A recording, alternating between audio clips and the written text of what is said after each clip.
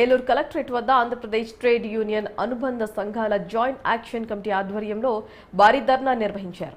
ఏలూరులోని 5 station centre నుంచి ర్యాలీగా Eluru collectorate కు చేరుకున్నారు. అనంతరం వందలాదిగా కార్మికులతో ధర్నా నిర్వహించారు. కౌలు రైతులు చట్టంలో భూ యజమాని సంతకం ఉండాలన్న నిబంధనను తొలగించాలని రైతు సంఘాలు డిమాండ్ చేశాయి.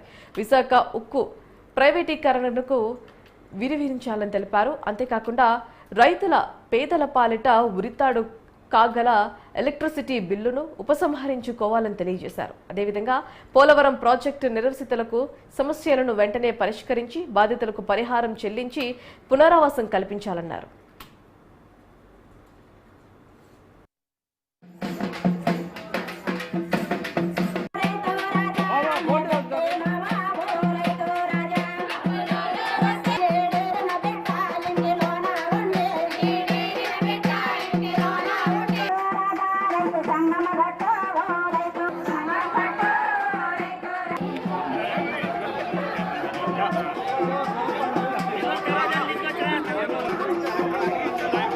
భారతదేశ రాజ్యాంగానికి పూర్తిపరిచే విధానంగాను రైతులకి, కార్మికులకి, ప్రజలకి అన్యాయం చేసే విధానాలను అమలు చేస్తున్నది.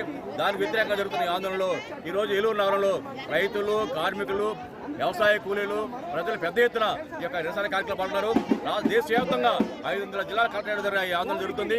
ఇప్పటికైనా నరేంద్ర మోడీ 2021 రైతు ఉద్యమానికి ఇచ్చిన హామీల్ని అమలు చేయాలని, ఏవైతే 44 కార్పొరేట్లు ఉన్నాయో 4 కోట్లుగా మార్చాడు, 4 కోట్లు రద్దు చేసి 44 కార్పొరేట్లను అమలు చేయాలని చెప్పేసి డిమాండ్ చేస్తూ కేంద్ర రాష్ట్ర ప్రభుత్వాలకి రైతాంగ సమస్యలు, కార్మికుల యొక్క సమస్యలు పరిష్కారం చేయమని చెప్పి డిమాండ్ చేస్తూనే వాళ్ళకి నోటీసులు జారీ చేస్తూ ఈ రోజు ఈ కార్యక్రమం నిర్వహిస్తా ఉన్నాం.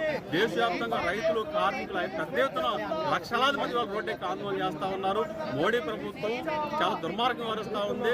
ఇవాళ 75వ రాజ్యాంగ దినోత్సవం జరుపుకుంటా ఉన్నాం. కానీ ఇంతవరకు రైతులకు సంబంధించిన మద్దతు ధర గ్యారెంటీ చట్టం లేదంటే ఇంతకంటే దుర్మార్గం ఉందని చెప్పి అడుగుతా ఉన్నాం.